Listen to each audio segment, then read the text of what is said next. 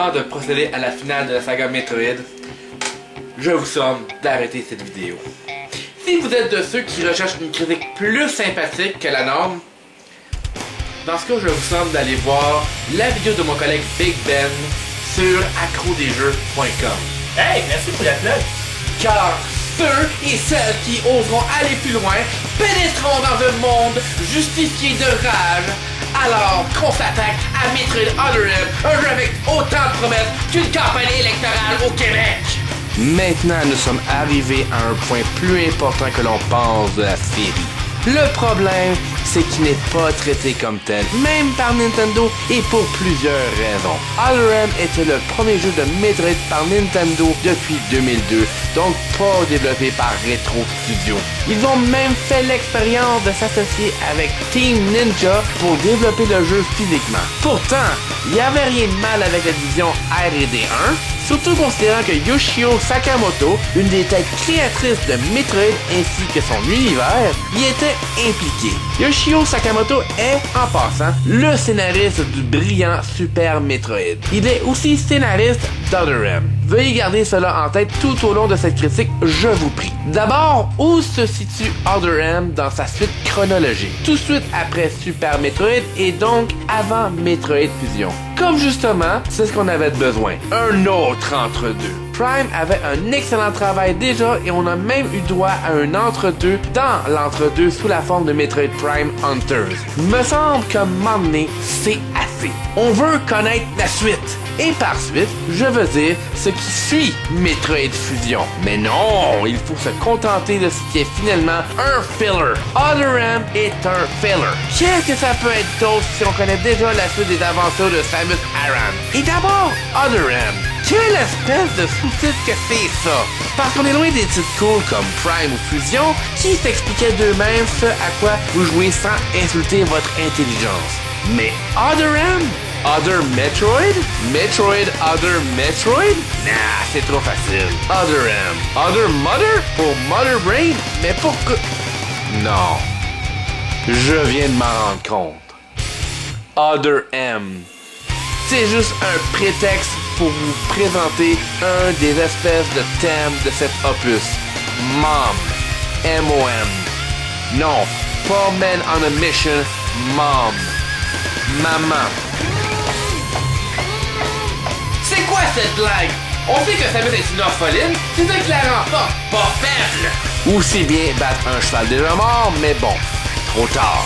Des tonnes et des tonnes de critiques se sont prononcées sur pourquoi ce jeu n'est pas si bon. Cependant, le problème est que vous en voyez un, vous les avez tous vus. Les avis sont les mêmes d'une vidéo à l'autre, mais pas tant d'explications sont fournies, pour ne pas dire aucune. Certaines de ces vidéos durent jusqu'à 30 minutes.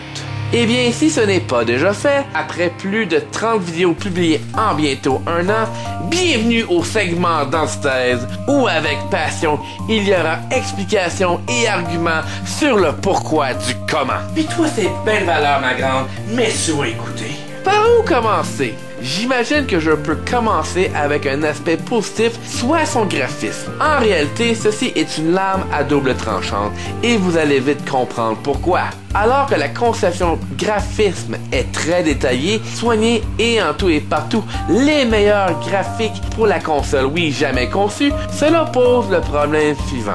L'ensemble graphisme demande également énormément de stockage au niveau de données et de l'informatique. Des données et de l'information que peut générer le disque optique de votre jeu Wii. Sans compter qu'il n'y a presque pas de chargement d'une chambre à l'autre, rendant le rythme agréable. Ça aussi, ça en prend de la place. L'environnement joue un rôle majeur à l'influence des graphismes car vous avez une section anti-gravité et la déformation de ceci est réaliste à un point tel que vous le ressentez presque sur votre peau.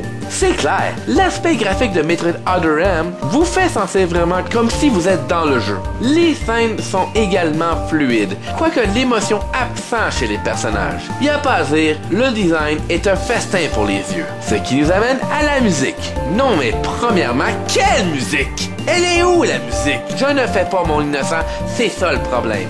L'aspect musical est nul. quasi inexistant tellement que ce n'est pas mémorable contrairement aux autres jeux. En fait, c'est pas mal générique si on comparait la trame du jeu à celui d'un film hollywoodien dramatique. Bref, ça ne fonctionne pas. Même le remix de Ridley Son étouffé. Pour faire un retour sur l'aspect graphique et son habileté de ressentir ce qui se passe dans le jeu quasiment en temps réel, le son y joue un rôle majeur. Le bruitage est pertinent et brillant. Même dans les changements d'atmosphère tels que l'eau ou l'antigravité, son travail sonore ne passe pas inaperçu. Au cas que vous ne l'avez pas remarqué, je fais des gros efforts pour trouver des points positifs à ce jeu. Maintenant, en ce qui concerne la musique, ça me manque tellement que tant qu'à faire, je préfère écouter le thème de Friendship is Magic. Pousse pas ta chance! Parce que son gameplay, une fois compris, est trop facile. Ce sont des contrôles style 2D sur un jeu 3D. La façon de jouer est comme le vieux NES. Rien de plus simple, n'est-ce pas? Eh bien, vous devez pointer votre écran pour obtenir la première perspective de Samus qui lui permet aussi d'utiliser les missiles ou le grappling beam. Sachez cependant que vous êtes immobile dans ce mode. Pourquoi? Qui a pensé que c'était une bonne idée de vous ôter cette liberté alors que celle-ci est pourtant si bien exploitée dans Metroid Prime 3 Corruption? Parce que la variété donne du goût à la vie, j'ai un invité qui va vous dire le fond de ma pensée sur le sujet du mode première perspective dans Metroid Other M. C'est de la merde tirer des missiles dans ce petit jeu de merde là. J'en reviens pas à quel point ils ont scrappé les contrôles pour ça. Passer de 2.5D à 3D total pour tirer des missiles, c'était un petit peu calme. Merci collègue. Non, mais comme pour le wall jump des jeux 2D précédents, c'est quoi cette décision de faire que soudainement Samus doit être immobile pour tirer des missiles? Cela crée un temps mort inutile tel que prouvé dans Corruption dans lequel on pouvait continuer de bouger. Sans compter que pour faire continuer l'histoire à certains moments, vous devez jouer à Où est Charlie et ainsi trouver les points que vous recherchez. Oh, minute, Charlie est juste là. Le problème avec ce mode, si vous y jouez la première fois, il se peut que vous ayez déjà pointé votre objet, mais non! Le jeu se donne un délai de 3 secondes, donc amplement de temps de vous dire que ce n'est pas ça que vous cherchez et passer à autre chose. Amplement de temps pour faire à croire que vous avez manqué votre shot. Pour finalement rien trouver et vous rendre compte que vous avez déjà passé au-delà de l'objet recherché, donc il faut tout recommencer. Même s'il faut trouver la chose dans la scène qui se distingue le plus, reste que le délai vous fait créer un doute important. Ces séquences sont frustrantes, de quoi mettre la photo $M à côté de la définition de l'adjectif frustrant dans les prochains dictionnaires Larousse à venir. Parlant du wall jump, enfin cela a été simplifié, comme tant souhaité même si cela a pris plusieurs années et compte de l'ironie, les experts en la matière l'appliquent. À n'y rien comprendre, parce que même Super Mario Bros DS l'applique de la même façon.